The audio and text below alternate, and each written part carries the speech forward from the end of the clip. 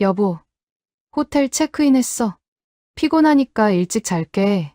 아내가 보낸 문자를 보다가 고개를 들었습니다. 부산에 있어야 할 아내가 서울 한복판, 심지어 다른 남자와 호텔로 걸어 들어가고 있었습니다. 저는 아무 말도 못했어요. 핸드폰이 손에서 떨어졌습니다. 아니, 당신이 왜 여기? 부산 출장 간다고 했잖아. 방금 도착했다며. 목구멍까지 나오는 말이 입 밖으로 터져 나오지가 않았습니다. 눈앞에 보이는 어이없는 상황에 제 눈을 의심했습니다. 그때 갑자기 뒤에서 무언가에 쾅 하고 부딪혔습니다. 누군가가 저와 눈이 마주친 채 바닥으로 천천히 쓰러지고 있었습니다. 1초도 안 되는 시간이 마치 1시간처럼 느껴졌습니다. 영화의 한 장면처럼요. 그 사람의 눈동자 그리고 눈빛을 잊을 수가 없었어요. 여러분은 26년을 함께 산 사람의 뒷모습이 낯선 남자 옆에서 사라지는 걸 눈앞에서 본다면 그 순간 무슨 말이 나올 것 같으세요? 아무것도 안 나온다는 걸 그때 알았습니다. 오늘 이야기의 주인공이 바로 그 자리에 서 있었거든요. 모든 인생 사연은 오늘도 여러분께 가슴을 울리고 가치와 교훈을 담은 이야기와 함께 하겠습니다. 구독과 좋아요 먼저 눌러주세요. 이야기 바로 시작합니다. 호텔 정문 10m 앞이었어요. 아내가 걷고 있었습니다. 뒷모습이었는데 알아봤어요. 26년이에요. 걷는 방식, 어깨의 각도, 머리카락이 바람에 쓸리는 방향까지요. 그 옆에 남자가 있었어요. 한 번도 본 적 없는 남자였습니다. 키가 저보다 반뼘쯤 작은 남자였는데 그 손이 아내 허리 쪽으로 뻗었어요. 아내가 기댔습니다. 망설임이 없었어요. 핸드폰이 손에서 빠져나갔어요. 떨어지는 소리가 났을 텐데 안 들렸습니다. 무릎에 힘이 빠졌는데 쓰러지진 않았어요. 쓰러지는 것도 몸이 작동을 해야 되는 거잖아요. 저는 그냥 굳어 있었어요. 아스팔트 위에서 26년짜리 결혼이 10걸음 앞에서 걸어 들어가는 걸 보면서요. 핸드폰 화면이 깨졌는지 안 깨졌는지도 몰랐어요. 그때 뒤에서 부딪혔어요. 여자였습니다. 제가 멍하니 서 있는 바람에 뒤에서 오던 사람이 저를 피하지 못한 거예요. 부딪히면서 그 여자 발목이 꺾였어요. 그 자리에 주저앉았습니다. 저는 손을 내밀었어요. 그 여자가 제 손을 안 봤어요. 보지 않은 거예요. 저랑 똑같은 방향을 보고 있었거든요. 호텔 정문 쪽을요. 저는 그 여자 얼굴을 봤습니다. 처음 보는 사람이었는데 표정이 낯설지 않았어요. 눈에 초점이 없었고 입이 약간 벌어져 있었고 얼굴 전체가 어딘가 꺼져 있는 것 같았어요. 저는 그 표정을 알아봤어요.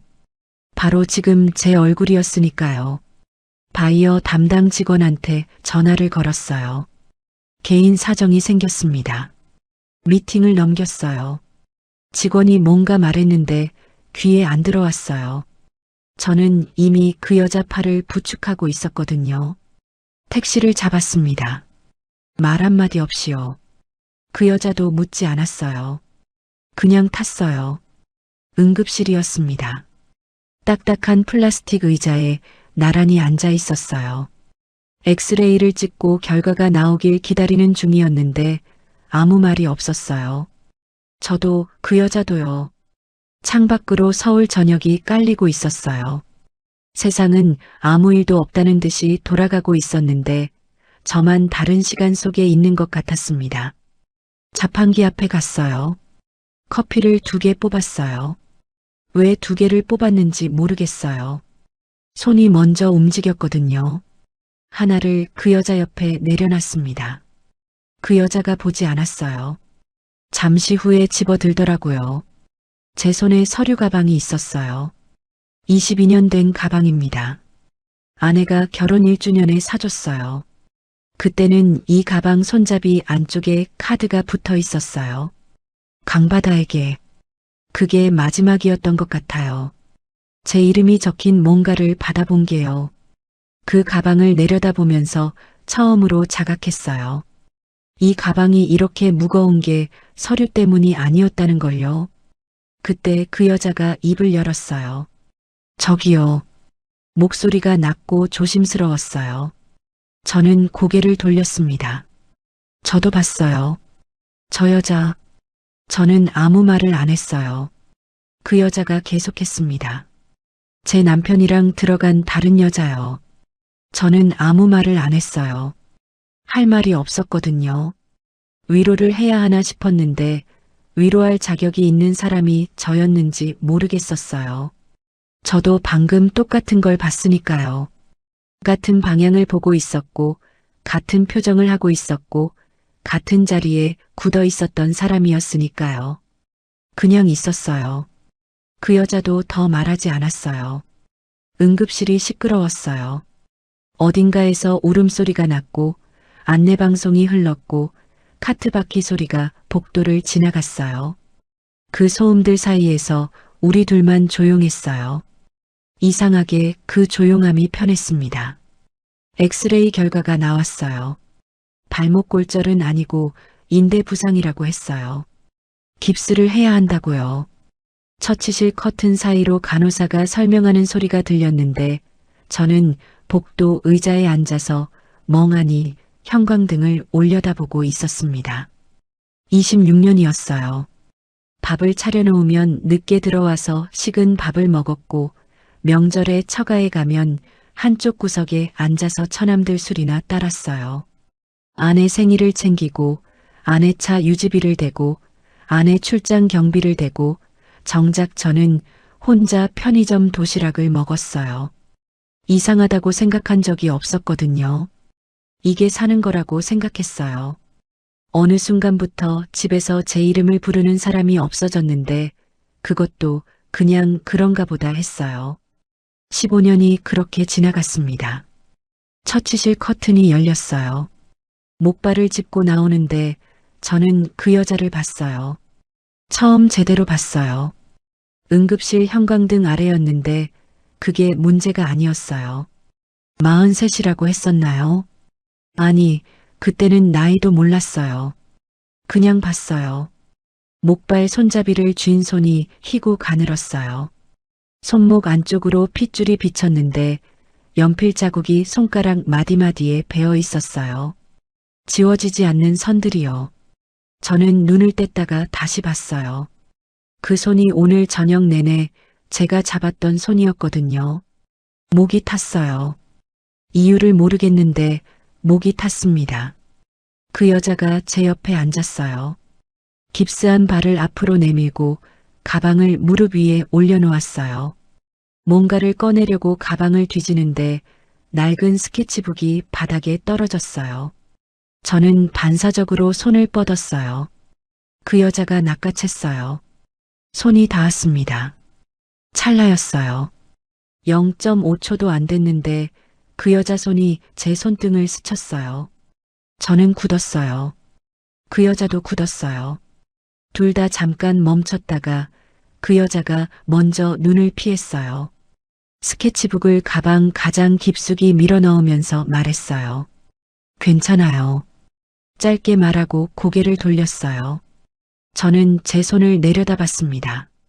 그 여자 손이 닿았던 자리가 아직 남아있는 것 같았어요. 실제로는 아무것도 없는데 이상하게 피부가 기억하고 있었어요.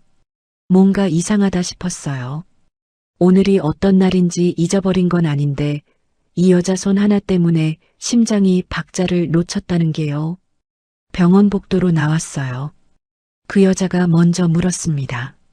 아내분이요? 저는 고개를 끄덕였어요. 저도요. 아니, 남편이요. 잠시 침묵이 왔어요. 복도 끝에서 앰뷸런스 소리가 들렸어요. 그 여자가 다시 물었어요. 얼마나 됐어요? 저는 잠깐 생각했어요. 모르겠어요. 그 여자가 작게 웃었어요. 웃긴 상황이 아닌데 웃음이 나온 거였어요. 저도 알았어요. 저도 그 웃음의 의미를 알았거든요. 웃는 게 아니라 더 이상 어떤 표정을 지어야 할지 모를 때 나오는 거잖아요. 저도요. 그 여자가 그렇게 말했어요. 병원 밖으로 나왔습니다. 그 여자가 목발을 짚고 걸었어요. 저는 옆에서 걸었어요. 자동문이 열리면서 밤바람이 들어왔는데 그 여자 머리카락이 흩어졌어요.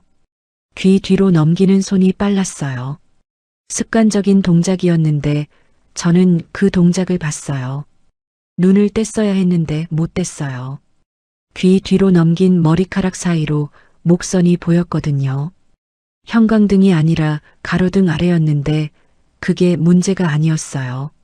목덜미에서 쇄골로 이어지는 선이요. 얇았어요.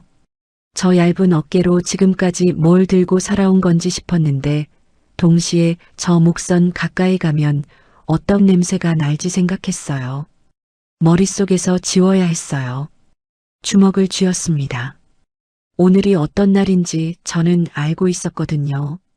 아직 아내가 있는 사람이고 이 여자도 아직 남편이 있는 사람이에요. 근데 지금 이 순간 이 여자 목선 하나 때문에 입안이 바짝 말랐어요. 이러면 안 된다는 건 알았어요. 근데 모르는 척하는 게 점점 힘들어졌습니다. 그 여자가 멈췄어요. 돌아봤어요. 도움 감사해요. 그 말 한마디를 하고 걷기 시작했어요. 저는 부른 거예요. 저기요.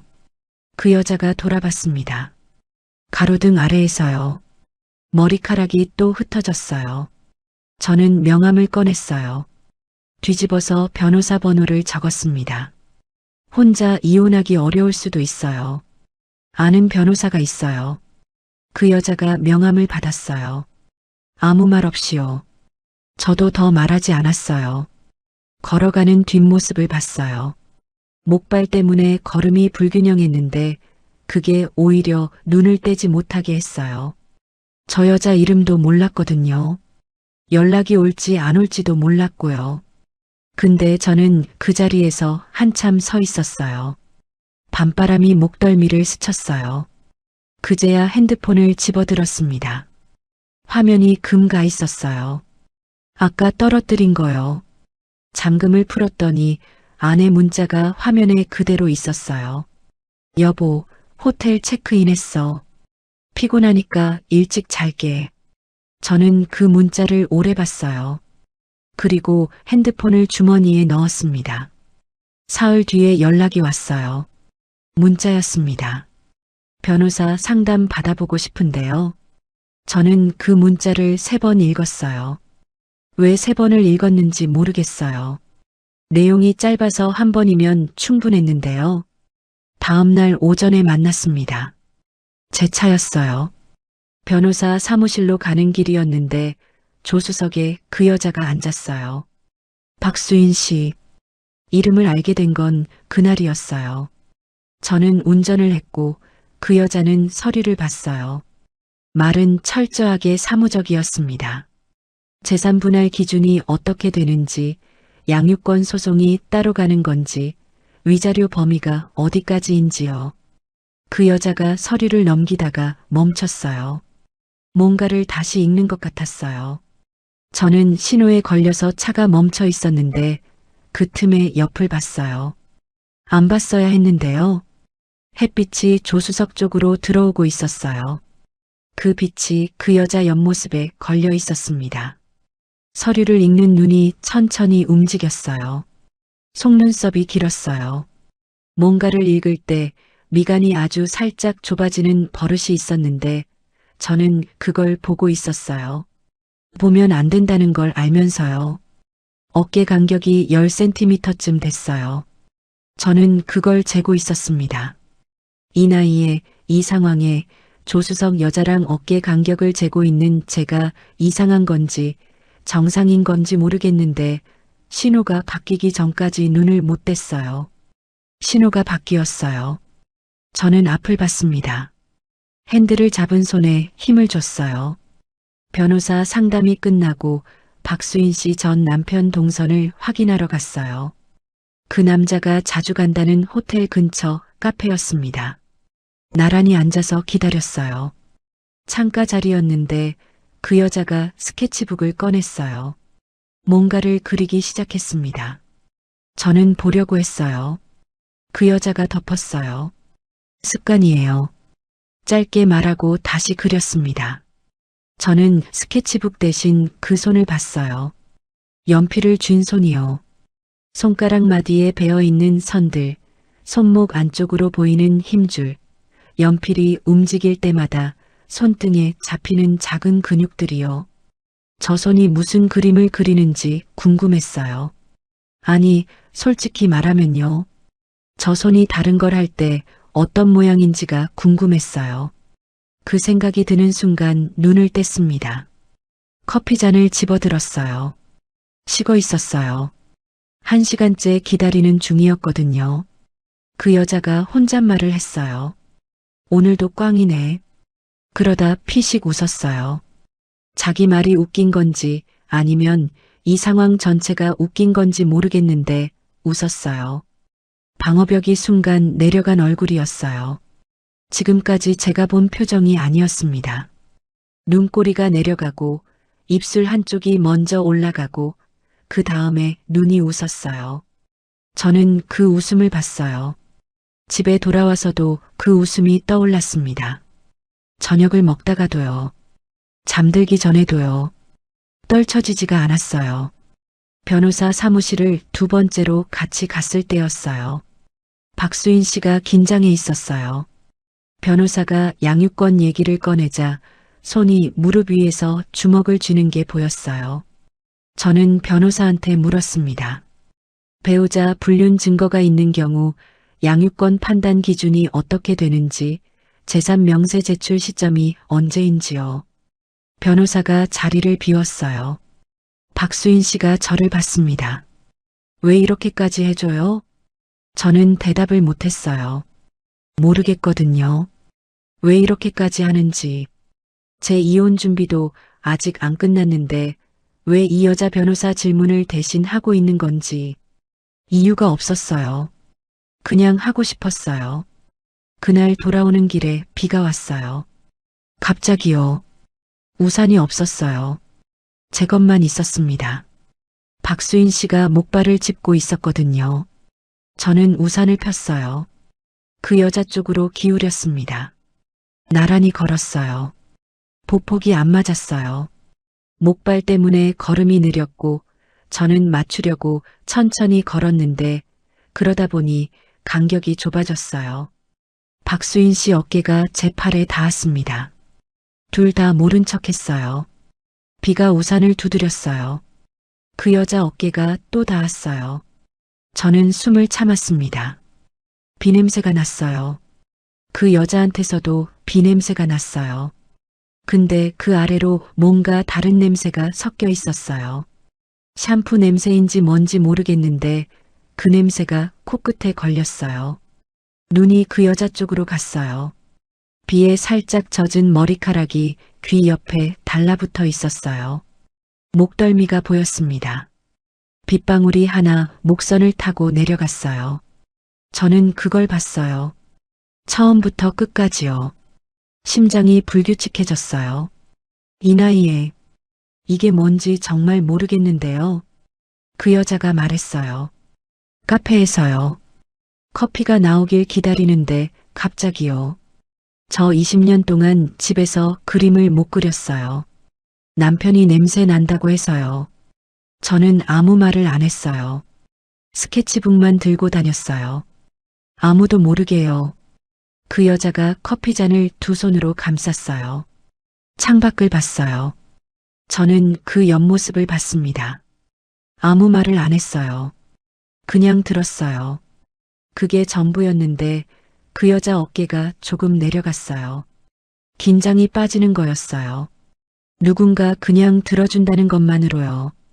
저는 그게 뭔지 알았어요. 저도 그걸 원했던 사람이었거든요. 오래 헤어지기 전에 그 여자가 물었어요. 이름이 뭐예요? 저는 멈칫했어요. 강바다예요. 그 여자가 말했습니다. 바다씨. 저는 굳었어요. 그 자리에서요. 2글자였어요. 성도 없고 직함도 없는 두 글자였는데 왜 그게 그렇게 울렸는지 모르겠어요. 목구멍 어딘가에 걸리는 것 같았어요. 오래간만에 들어보는 이름이에요. 그게 전부였는데 저는 한참 시선을 다른 데 두고 있었어요. 그 여자가 왜 그러냐고 묻지 않았어요. 그냥 봤어요. 저를요. 그 다음 주였어요. 박수인 씨 전 남편한테서 협박 전화가 왔어요. 딸 양육권을 무기로 잡은 거였어요. 재산 절반 포기하면 양육권도 없다고요. 그 여자가 전화를 받으면서 손이 떨리기 시작했습니다. 저는 그 손을 잡았어요. 떨지 마요. 여기 있어요. 전화가 끝났어요. 손을 놓지 않았어요. 그 여자도 놓지 않았습니다. 창밖으로 비가 내렸어요. 카페 안은 조용했어요. 그 여자 손이 제 손 안에서 천천히 떨림을 멈췄어요. 저는 그 감각을 느꼈어요. 손바닥이 맞닿는 온도, 손가락 사이로 느껴지는 압력, 떨림이 잦아들면서 힘이 빠지는 그 순간까지요. 저는 그걸 전부 느꼈어요. 느끼면 안 된다는 걸 알면서요. 손을 놓으면 안 될 것 같았습니다. 그게 이 여자를 지켜주려는 건지 아니면 제가 놓기 싫은 건지 그 경계를 저도 몰랐어요. 돌아오는 차 안이었어요. 박수인 씨가 소리 없이 울고 있었습니다. 고개를 창 쪽으로 돌린 채로요. 저는 핸드타월을 집어서 건넸어요. 그 여자가 받으려고 손을 뻗다가 제 손과 닿았어요.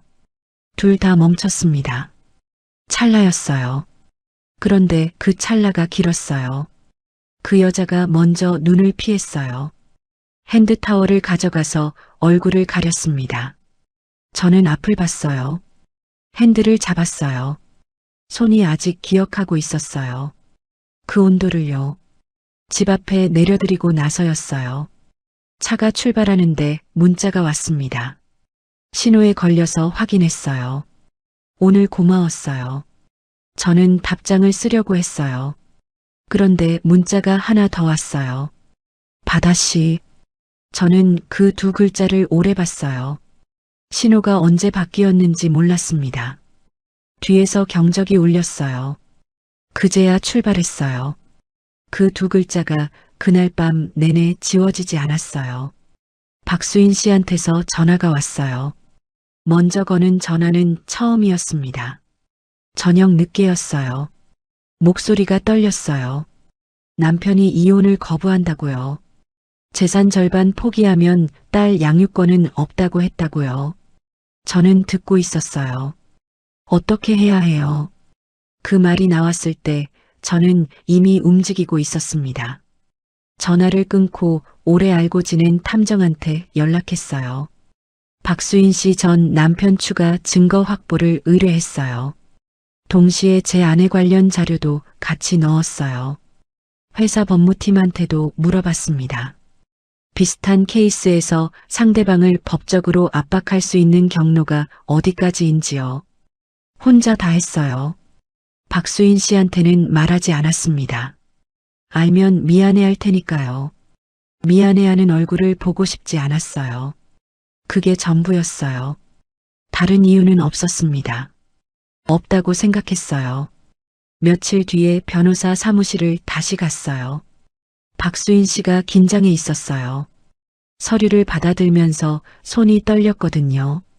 저는 변호사한테 물었습니다. 추가 증거가 확보된 경우 양육권 판단이 어떻게 달라지는지, 상대방 재산 은닉 가능성을 차단할 수 있는 시점이 언제인지요. 박수인 씨가 저를 봤어요. 어떻게 구했어요? 저는 말했습니다. 그냥 알아봤어요. 그 여자가 서류를 내려놓았어요.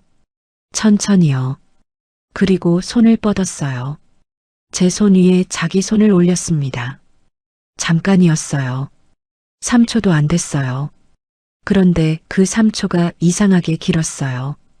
그 여자가 손을 뺐어요. 저는 그 온기가 사라지는 걸 느꼈습니다. 그날 서류 작업이 늦게 끝났어요. 카페 마감이 가까워지고 있었어요. 박수인 씨가 서류를 보다가 어느 순간 말이 없어졌어요. 저는 옆을 봤는데 그 여자가 제 어깨에 기대어 있었어요. 잠든 척인 것 같았어요. 처음엔요. 근데 아니었어요. 숨소리가 느려졌거든요. 실제로 잠든 거였어요. 저는 움직이지 않았어요. 어깨가 저렸습니다. 커피가 식었어요. 카페 직원이 마감 준비를 하는 소리가 났어요. 저는 그래도 안 움직였어요. 이 여자가 이렇게 기댈 수 있는 데가 지금 얼마나 없으면 여기서 잠드는 건지 싶었거든요. 그 생각을 하면서 어깨에 실린 무게를 느꼈어요. 가볍지 않았습니다. 몸무게 얘기가 아니에요. 이 여자가 여기까지 버텨온 무게요. 그걸 지금 제 어깨가 받고 있다는 게 이상하게 아프지 않았어요. 1시간쯤 지났어요. 박수인 씨가 눈을 떴어요. 제 어깨에서 고개를 들다가 눈이 마주쳤습니다. 가까웠어요. 생각보다 훨씬요. 그 여자 눈이 잠에서 덜 깬 채로 저를 봤어요. 초점이 돌아오는데 2초쯤 걸렸는데 그 2초 동안 저는 숨을 참았어요. 그 여자가 몸을 뒤로 뺐어요. 죄송해요. 잠깐 눈이 감겼나 봐요. 저는 괜찮다고 했습니다. 괜찮았어요. 괜찮은 정도가 아니었는데 괜찮다고 했어요. 돌아오는 차 안이었어요. 탐정한테 연락이 왔습니다. 둘 다 증거가 확보됐다고요. 제 아내, 박수인 씨 전 남편, 둘 다 장기간이었어요. 저는 차를 세웠어요. 도로 옆이었습니다. 박수인 씨한테 말했어요. 나왔어요. 증거요. 그 여자가 핸드폰을 받아서 봤어요. 사진들이었습니다. 저도 이미 본 것들이었어요. 박수인 씨가 사진을 넘기다가 멈췄어요. 핸드폰을 내리고 창밖을 봤습니다. 말이 없었어요. 저는 그 여자 손을 봤어요. 무릎 위에 올려진 손이 힘없이 펴져 있었습니다. 저는 그 손 위에 제 손을 얹었어요. 아무 말 없이요. 창밖으로 가로등이 지나갔어요. 차 안이 조용했습니다.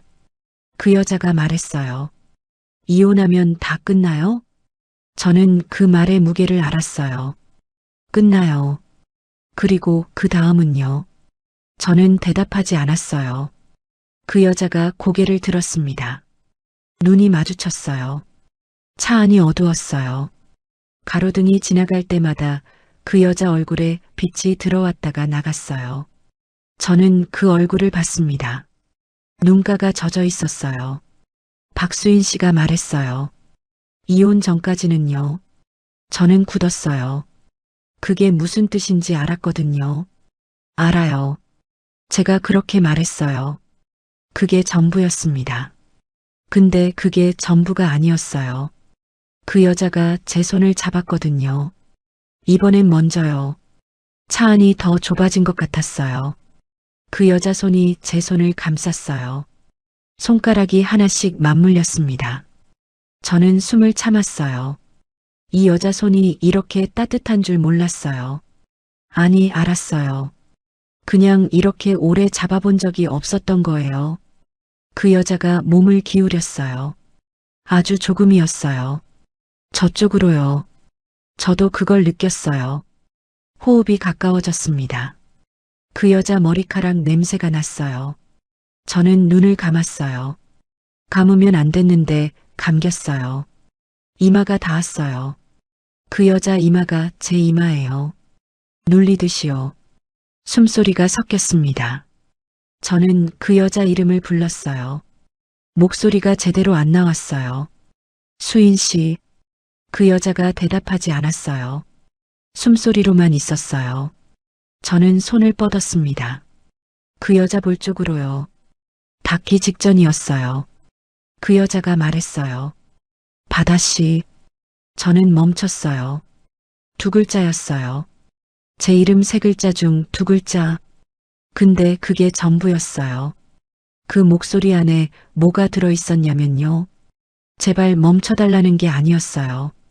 제발 가지 말라는 거였어요. 그 두 가지가 동시에 들어 있었어요. 저는 손을 내렸어요. 이마를 뗐습니다. 뒤로 기댔어요. 눈을 떴어요. 천장을 봤습니다. 차 안이 조용했어요. 손은 아직 잡혀 있었어요. 저도 놓지 않았고 그 여자도 놓지 않았어요. 창밖으로 가로등이 또 지나갔어요. 빛이 들어왔다가 나갔습니다. 그 후로 시간이 얼마나 지났는지 모르겠어요. 차 안에서 뭐가 있었는지 없었는지 저는 말하지 않을게요. 말할 수 없어서가 아니라 그 시간이 저한테는 설명이 안 되는 시간이었거든요. 다만 한 가지는 말할 수 있어요. 그날 밤 저는 처음으로 알았어요. 15년 동안 이름이 없었던 사람이 이름을 되찾는 게 어떤 건지요. 헤어지고 나서 집에 들어가는데 문자가 왔어요. 오늘 고마웠어요. 저는 답장을 쓰려다가 다시 문자가 왔어요. 바다씨. 그 두 글자요. 저는 현관에 서서 그걸 오래 봤어요. 신발도 못 벗고요.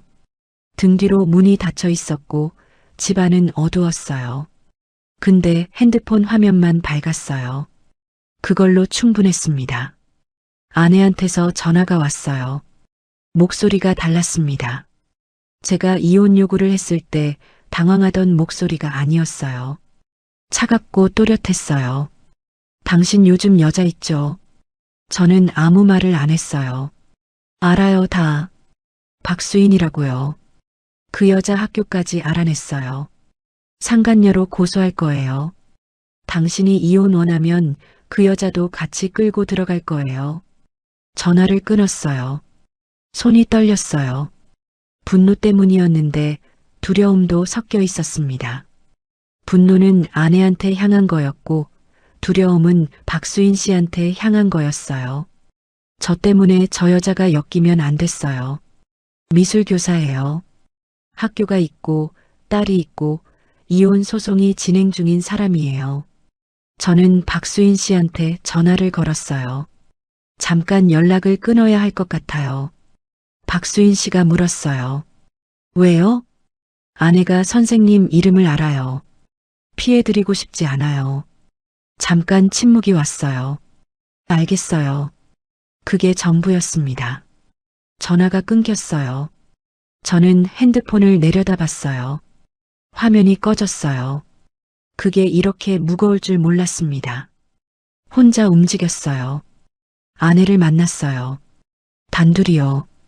아내 앞에 앉아서 말했습니다. 박수인 씨는 아무 관계 없어. 고소하려면 나를 해. 증거는 내가 더 많아. 이혼이든 소송이든 당신이 골라. 아내가 굳었어요. 저는 자리에서 일어났습니다. 처음으로 먼저 일어났어요. 26년 동안 아내 앞에서 먼저 일어난 적이 없었거든요. 그게 그렇게 오래 걸렸어요. 그런데 그날 밤이었어요. 박수인 씨한테서 문자가 왔습니다. 연락을 끊기로 했는데 문자가 왔어요. 바다씨, 저 좀 이상한 일이 있었어요. 나중에 얘기할게요. 저는 그 문자를 3번 읽었어요. 이상한 일이 뭔지 물어봐야 했는데 물어보면 연락이 이어지는 거잖아요. 저는 답장을 안 했어요. 그게 잘못이었다는 걸 나중에 알았습니다. 며칠이 지났어요. 박수인 씨 없는 일상이 어떤 건지 그때 처음 알았어요. 아침에 눈을 떴는데 핸드폰부터 봤어요. 습관이 그렇게 됐던 거예요. 아침마다 박수인 씨한테서 문자가 오거나 제가 먼저 보내거나 했었거든요. 근데 화면에 아무것도 없었어요. 저는 핸드폰을 뒤집어서 엎어놨습니다. 밥을 먹었어요. 혼자 먹는 밥이야 늘 그랬는데 이건 달랐어요. 숟가락을 들었다가 내려놨어요. 다시 들었다가 또 내려놨어요. 입안에 아무 맛이 없었거든요. 도시락을 반쯤 남기고 버렸어요. 예전엔 혼자 먹어도 괜찮았는데 지금은 왜 이러는 건지 모르겠었어요. 회사에서도 마찬가지였어요. 서류를 펼쳐놓고 앉아 있는데 눈이 안 읽혔습니다. 같은 줄을 3번 읽었어요. 뭔 내용인지 모르겠어요. 창밖을 봤어요. 박수인 씨가 항상 앉던 카페 자리가 생각났어요. 그 자리에서 스케치북을 펼치던 손이요. 습관이에요. 라고 했던 목소리가요. 지워지지가 않았어요. 밤에 잠을 못 잤어요. 누워 있는데 천장만 보였습니다. 몸은 피곤한데 눈이 안 감겼어요. 가슴 어딘가가 답답했어요. 뭔가 꽉 막힌 것처럼요. 숨은 쉬어지는데 편하지가 않았어요. 저는 일어나 앉았습니다. 새벽 2시였어요. 창밖에 비가 내리고 있었어요. 박수인 씨도 이 비 맞고 있을까 싶었어요. 그러다가 그 문자가 생각났어요. 이상한 일이 있었다고 했던 거요. 저는 핸드폰을 집어들었어요. 답장을 보내려다 뒀어요. 뒀다가 또 집어들었어요. 그렇게 3번을 반복하고 결국 내려놨습니다. 가슴이 아팠어요. 물리적으로요. 그때였어요. 박수인 씨 변호사한테서 연락이 왔습니다. 저한테 직접이요. 박수인 씨가 혼자 상담을 왔는데 상대방이 갑자기 조건을 바꿨다고요. 뭔가 상황이 복잡해진 것 같다고요. 저는 그 길로 변호사한테 전화를 걸었어요. 내용을 들었는데 손에 힘이 빠졌습니다. 박수인 씨 전 남편이 이혼 서류 서명 직전에 단둘이 만나자고 했다고요. 마지막으로 할 얘기가 있다고요. 박수인 씨가 거절했는데 계속 연락이 왔다고요. 내용이 뭐냐고 물었더니 변호사가 잠깐 말을 멈췄어요. 마지막으로 한 번만 보자고 했답니다. 저는 아무 말을 못했어요. 보자는 게 어떤 의미인지 저도 알고 변호사도 알고 박수인 씨도 알았을 거예요. 이혼 서류 들고 와서 그걸 요구하는 남자가 어떤 남자인지요. 분노가 올라왔어요. 목덜미가 뜨거워졌습니다. 이 여자가 지금 혼자 그걸 감당하고 있었다는 게요. 제가 연락을 끊은 사이에요. 박수인 씨가 거절했냐고 물었어요. 변호사가 말했어요. 네, 그냥 나왔다고 했어요. 그냥 나왔다고요. 저는 전화를 끊고 한참 앉아 있었어요. 그냥 나왔다는 말이 머릿속에서 지워지지 않았습니다. 그 여자가 어떤 얼굴로 나왔을지요. 어떤 기분으로 혼자 걸어 나왔을지요. 저한테 전화도 못하고 문자도 못하고 이상한 일이 있었다는 말 한 줄만 남기고 혼자 감당했을지요. 눈앞이 흐려졌어요. 제 눈이 이렇게 된 게 언제였는지 기억이 안 났어요. 한참 됐을 거예요. 그날 퇴근하는데 누군가 서 있었어요. 회사 건물 앞이었습니다. 저녁 8시였어요. 가로등 아래에 박수인 씨가 서 있었어요. 코트를 입고 가방을 두 손으로 앞에 쥐고 저를 보고 있었습니다. 저는 멈췄어요. 그 여자가 걸어왔어요. 천천히요. 앞에 섰습니다. 고개를 약간 들어서 저를 봤어요. 눈이 부어 있었어요. 울었거나 잠을 못 잤거나 둘 다거나요. 바다씨. 저는 대답했어요. 네. 그 여자가 말했어요. 저 혼자 못하겠어요. 잠깐 멈췄어요. 목이 잠긴 것 같았어요. 바다씨 없으니까요. 저는 아무 말을 못했어요. 그 여자 눈을 봤어요. 이 여자가 여기까지 걸어온 거잖아요. 연락을 끊어버린 사람한테 그래도 찾아온 거잖아요. 저는 박수인 씨 앞으로 걸어갔어요. 고소권은 끝났어요. 제가 막았어요. 그 여자가 굳었습니다. 언제요? 며칠 됐어요. 왜 말 안 했어요? 저는 잠깐 망설였어요. 걱정하게 하기 싫었어요. 박수인 씨 눈이 붉어졌어요. 입술이 떨렸습니다. 저는 그 여자가 우는 줄 알았는데 안 울었어요. 그냥 서 있었어요. 눈물이 차오르는데 안 나오는 거였어요. 그게 더 아팠어요.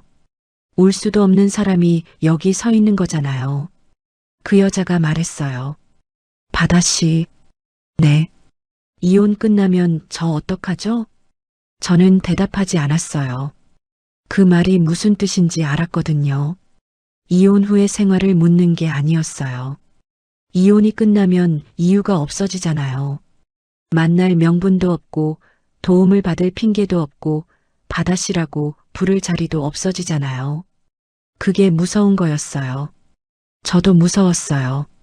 박수인 씨가 고개를 숙였어요. 저는 그 여자를 봤습니다. 가로등 아래서 코트깃을 세운 채로 가방을 두 손으로 쥔 채로 고개를 숙이고 있는 사람을요. 저는 천천히 말했어요. 그거 저한테 물어봐요. 박수인 씨가 고개를 들었어요. 눈이 마주쳤습니다. 아무도 먼저 눈을 피하지 않았어요. 가로등이 그 여자 얼굴을 비추고 있었어요. 눈가에 차오른 것들이 빛을 받아서 반짝였습니다. 저는 그게 쏟아지기 전에 눈을 피했어요. 참아야 했거든요. 아직이었으니까요. 같은 주였어요. 저는 목요일에 이혼 서류에 도장을 찍었습니다. 26년이 서류 한 장으로 끝났어요. 판사가 이혼 성립을 선언하는데 이상하게 아무것도 안 느껴졌어요. 슬프지도 않았고 후련하지도 않았어요. 그냥 오래된 계약이 만료된 것 같았어요. 법원 밖으로 나와서 박수인 씨한테 문자를 보냈어요. 끝났어요. 잠시 후에 답장이 왔습니다. 저도요. 오늘 오전에요. 저는 그 문자를 봤어요. 같은 주였구나 싶었어요. 둘이 같은 주에 끝난 거요. 저는 핸드폰을 쥔 채로 법원 계단에 서 있었습니다. 사람들이 옆을 지나갔어요. 아무도 저를 보지 않았어요. 저는 다시 문자를 보냈어요. 오늘 저녁 시간 있어요? 조용한 술집이었어요. 박수인 씨가 먼저 와 있었습니다. 창가 자리였어요. 저를 보고 살짝 일어났다가 앉았어요. 저는 맞은편에 앉았습니다. 주문을 했어요. 말이 없었어요. 처음엔요. 박수인 씨가 먼저 물었어요. 어떠세요? 저는 잠깐 생각했어요. 모르겠어요. 아직은요. 그 여자가 고개를 끄덕였어요. 저도요 라고 했습니다. 술이 나왔어요. 박수인 씨가 병을 집어들었어요. 제 잔에 따랐습니다. 저는 그 손을 봤어요. 따르는 손이 조심스러웠어요. 넘치지 않게 정확하게요. 저는 그 장면을 보면서 응급실 자판기 커피가 생각났어요. 제가 아무 말 없이 옆에 내려놨던 거요. 그게 지금 반대로 돌아왔어요. 고마워요. 제가 말했어요. 박수인 씨가 고개를 들었습니다. 뭐가요? 라고 물었어요. 그냥요. 그 여자가 피식 웃었어요. 처음 카페에서 봤던 그 웃음이었어요. 방어벽이 내려간 얼굴이요. 저는 그 웃음을 보면서 말했어요. 드릴 말씀이 있어요. 박수인 씨가 잔을 내려놨습니다. 저는 말했어요. 처음부터요. 탐정을 통해서 증거를 추가로 확보한 것.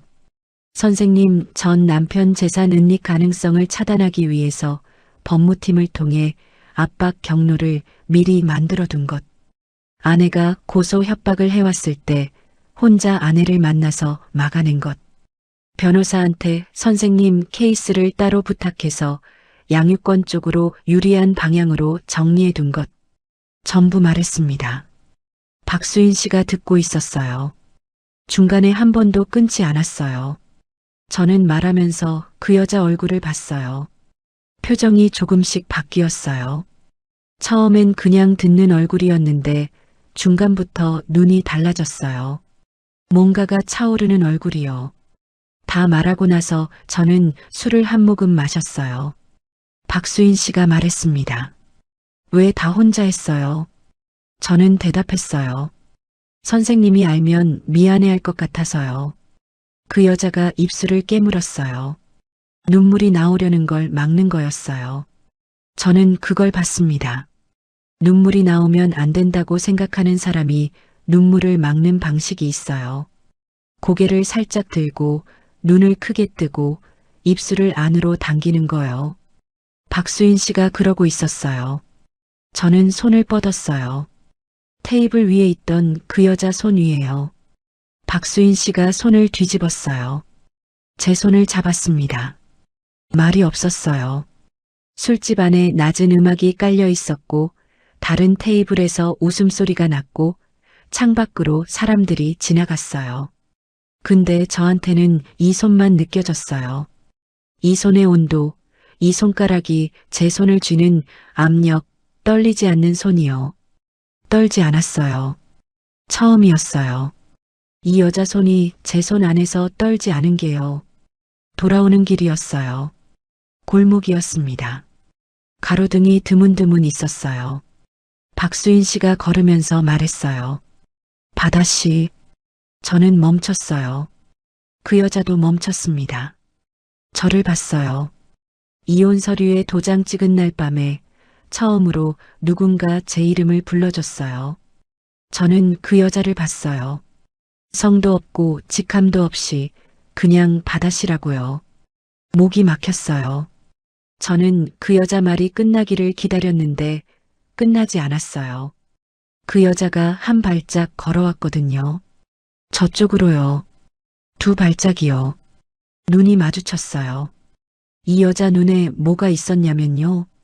두려움이 없었어요. 지금까지 항상 뭔가를 재고, 뭔가를 참고, 뭔가를 막고 있던 눈이었는데 그날은 없었어요. 그냥 저를 보고 있었습니다.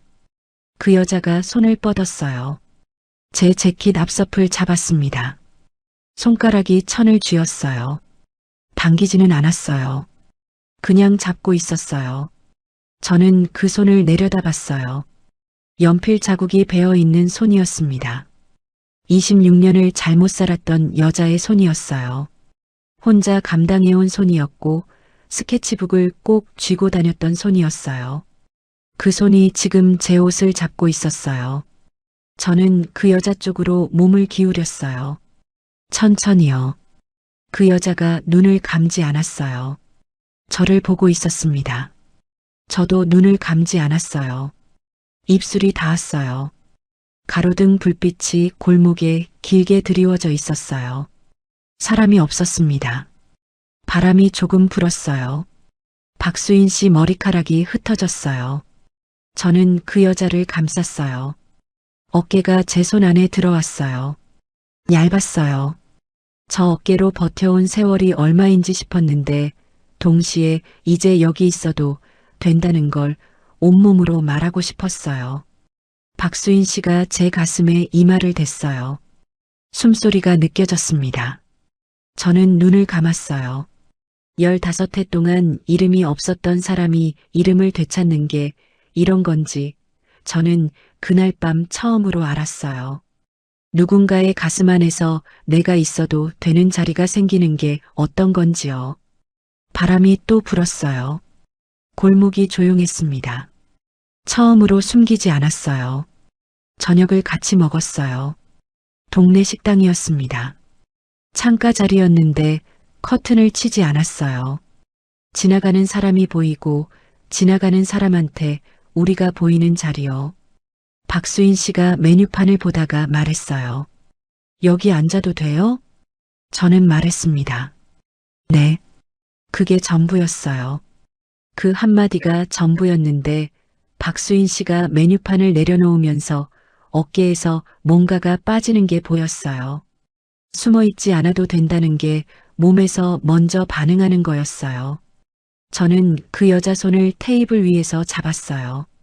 박수인 씨가 손을 빼지 않았습니다. 이제 이름 불러도 돼요? 제가 물었어요. 그 여자가 말했어요. 아까부터 불렀잖아요. 저는 웃었어요. 제가 웃는 게 어색하지 않았어요. 박수인 씨가 그 웃음을 봤습니다. 처음 보는 얼굴이라고 했어요. 저도 그랬어요. 이 여자가 이렇게 웃는 사람인 줄, 이렇게 편안한 목소리를 가진 사람인 줄, 26년을 잘못 산 사람이 이제야 숨을 쉬는 것 같은 얼굴을 할 수 있다는 걸 저는 그날 저녁에 처음 봤어요. 그게 며칠 지나지 않아서였어요. 강바다 전 아내한테서 연락이 왔습니다. 제 핸드폰으로요. 그 여자랑 사귀어요? 이혼도 안 끝난 것 같던데. 저는 말했어요. 끝났어요. 당신이 먼저 시작한 거고. 전화를 끊었습니다. 박수인 씨 쪽도 왔어요. 전 남편이 딸을 통해서 연락을 했어요. 엄마 남자 생겼다고. 이혼하자마자라고요. 박수인 씨가 딸한테 말했어요. 이혼 전에 선 지켰어. 아빠처럼은 안 했어. 저는 그 말을 나중에 전해 들었어요. 그 여자가 그 말을 딸한테 했다는 게 이상하게 가슴 한쪽이 뜨거워졌어요. 떳떳하다는 말이었거든요. 지켰다는 말이었어요. 저도 알고 그 여자도 알고 이제 딸도 아는 거잖아요. 그날 밤이었어요. 박수인 씨가 스케치북을 들고 왔습니다. 제 집이었어요. 현관에서 저를 봤어요.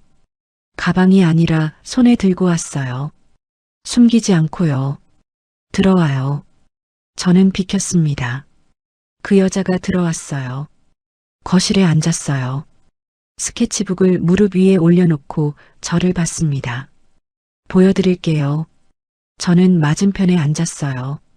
박수인 씨가 스케치북을 펼쳤어요. 처음이었습니다. 이 여자가 저한테 스케치북을 펼치는 건요. 응급실에서 떨어졌을 때 낚아채듯 가져갔던 그 스케치북이요. 저는 받아들었어요. 한 장씩 넘겼습니다. 말을 안 했어요. 말이 나오지 않았어요. 풍경이 있었어요. 사람이 있었어요. 학교 복도가 있었고, 창밖 나무가 있었고, 빈 교실이 있었고, 아무도 없는 카페 자리가 있었어요. 20년 동안 아무한테도 보여주지 않았던 것들이요. 20년 동안 혼자 들고 다녔던 것들이요. 그림이 좋았어요. 좋다는 말이 부족한 거였어요. 이 사람이 이런 걸 혼자 들고 다녔다는 게, 이런 눈으로 세상을 보고 있었다는 게, 아무한테도 못 보여줬다는 게요. 마지막 페이지가 나왔어요. 저는 넘기다가 멈췄습니다. 호텔 앞 인도였어요. 그림으로요. 저녁빛이 깔린 인도에 남자가 서 있었어요. 뒷모습이었습니다. 발 앞에 핸드폰이 떨어져 있었고, 사람들이 옆을 지나치고 있었고, 그 남자만 혼자 굳어서 서 있었어요. 저였어요. 그날이었어요. 아내가 호텔로 걸어 들어가는 걸 보고 굳어서 서 있던 그 순간이요. 제 뒷모습이요. 저는 그 그림을 오래 봤어요. 언제부터요? 그날부터요. 박수인 씨가 말했어요. 조용하게요. 저는 스케치북을 덮었어요. 그 여자를 봤습니다. 그 여자가 저를 보고 있었어요. 눈이 마주쳤어요. 수인 씨, 그 여자가 굳었습니다. 선생님 아니에요? 이제 수인 씨예요. 박수인 씨 눈이 붉어졌어요. 입술이 떨렸습니다. 저는 그 여자 손을 잡았어요.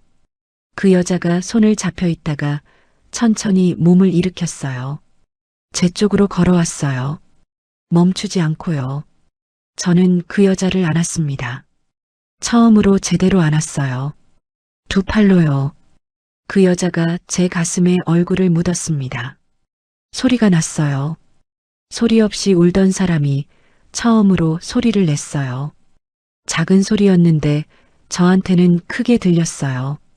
이 여자가 오래 참았다는 걸 알았거든요. 얼마나 오래 참았는지도요. 저는 아무 말을 안 했어요. 그냥 안고 있었어요. 그 여자 등이 제 팔 안에 있었어요. 좁았어요. 이 어깨가, 이 등이 지금까지 이렇게 좁은 채로 그 무게를 다 들고 있었구나 싶었어요. 얼마나 지났는지 몰라요. 박수인 씨가 고개를 들었어요. 눈이 빨갰어요. 뺨에 자국이 남아 있었어요. 저는 그 뺨을 손등으로 닦았어요. 그 여자가 말했어요. 그 사람이 제 스케치북을 펼쳤을 때 손이 떨렸어요. 빼앗고 싶었어요. 저는 들었어요. 근데 바다씨 표정을 보고 그냥 뒀어요.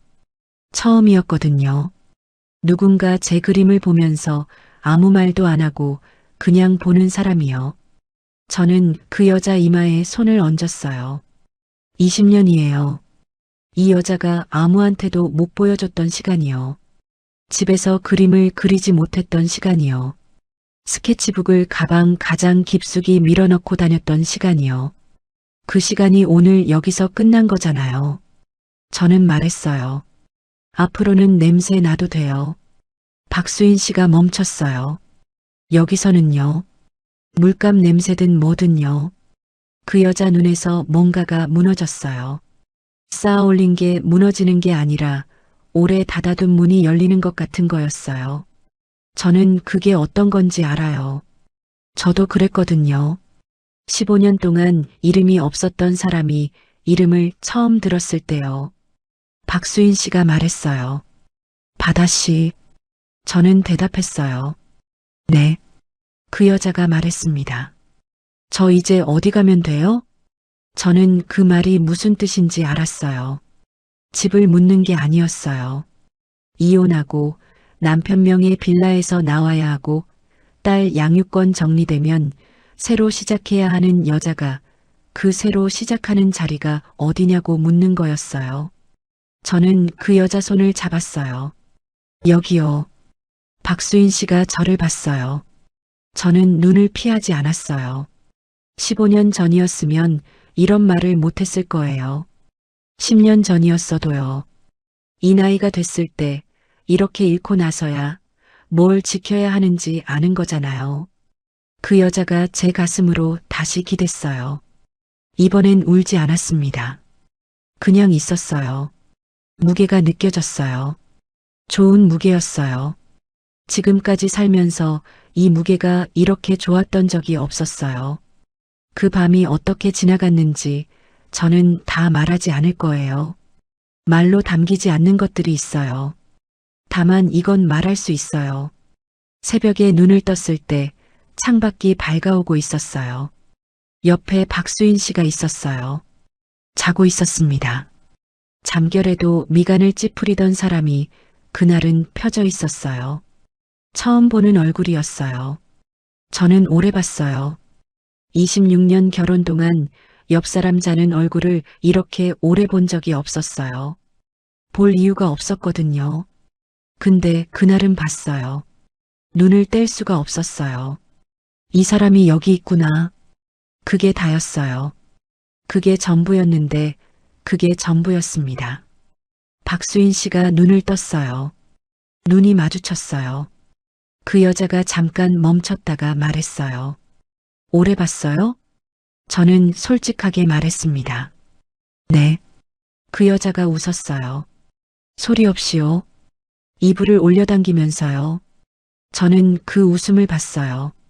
15년 동안 이름이 없었던 사람이 이름을 되찾는 게 이런 건지 알았어요. 거창한 게 아니었어요. 옆에 사람이 있고 그 사람이 내 이름을 알고 아침에 눈이 마주치면 웃어주는 거요. 그게 다였어요. 그다가 15년 동안 없었던 거였어요.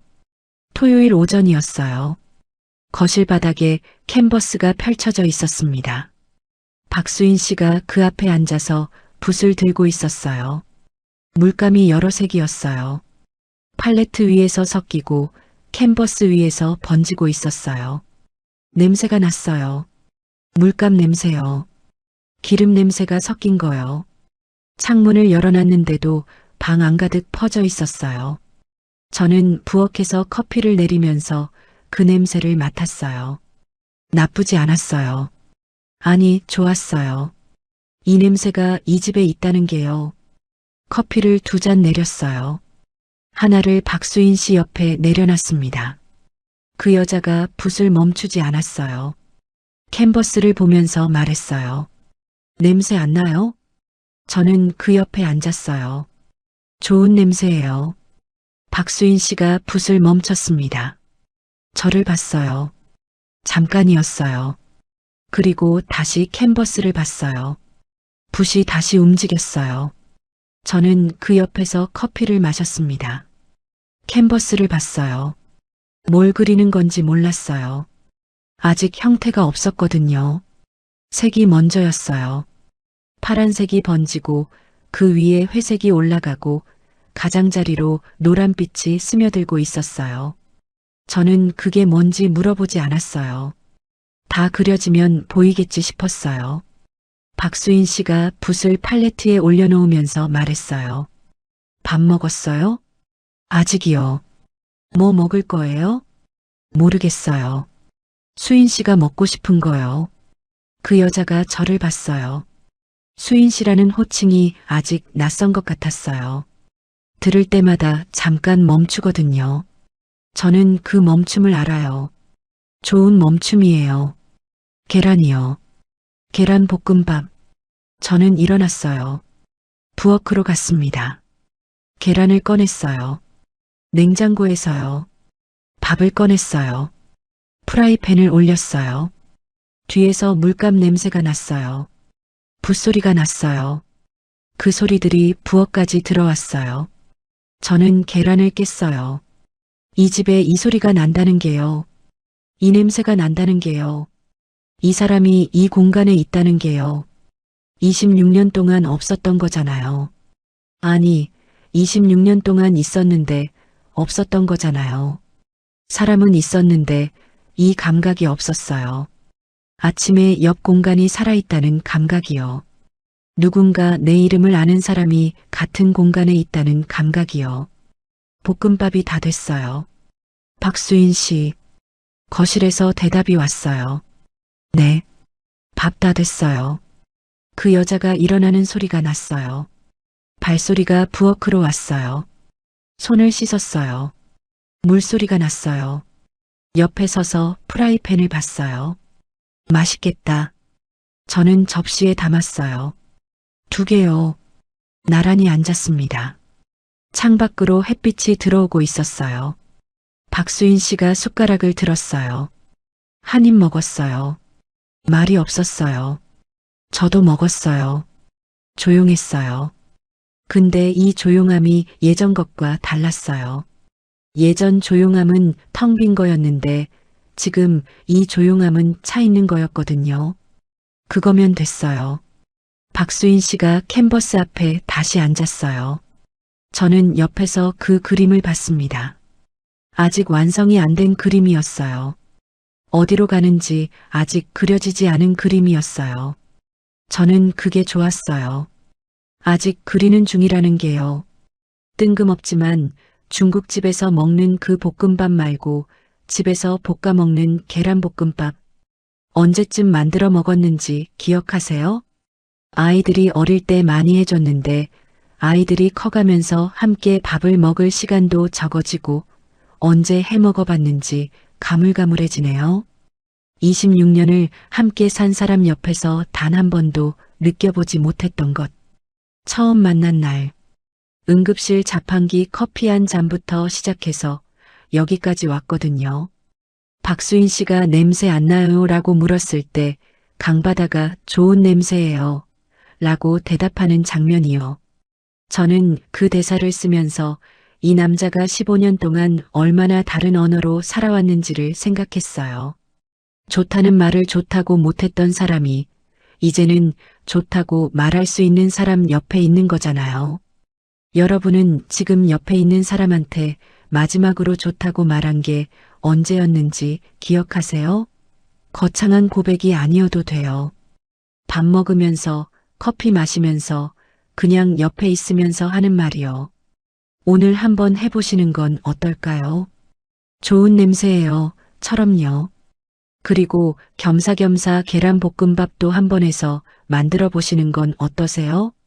예전에 그 맛은 수십 년이 흘러도 변하지 않아요. 나만의 맛이니까요. 계란 후라이를 3개를 중불에 하다가 소금 간 살짝 하고 노른자와 흰자를 섞어주다가 밥을 넣어주고요. 불을 조금 강하게 해서 밥이 꼬실해질 때까지 볶아주다가 소금으로 간하고 마지막에 참기름 몇 방울 떨어뜨려서 주면 다른 반찬 없이도 김치와 함께 아이들이 참 맛있게 먹었던 기억이 다시 떠오르네요. 이 이야기 들어주셔서 감사합니다. 구독과 좋아요 꾹 눌러주세요. 저보다 더 맛있게 만드는 계란볶음밥 레시피가 있다면 댓글도 부탁드려요. 지금 계신 그곳에 오늘도 따뜻함이 함께하길 바랍니다. 감사합니다.